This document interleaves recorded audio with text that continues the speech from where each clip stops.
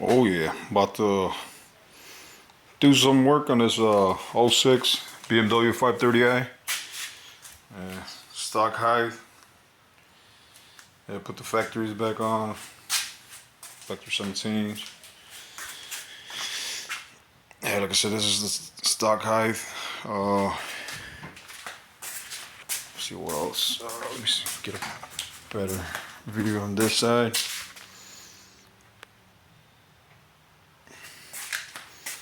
Man, I think sucks.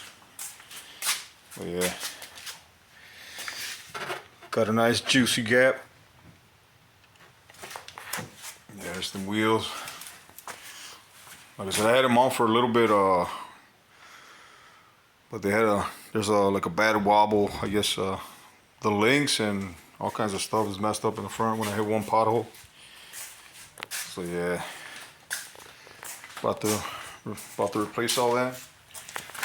Make a video, might be the first one. I got the links. I got all this good stuff. Hold up. And then I bought these coilovers.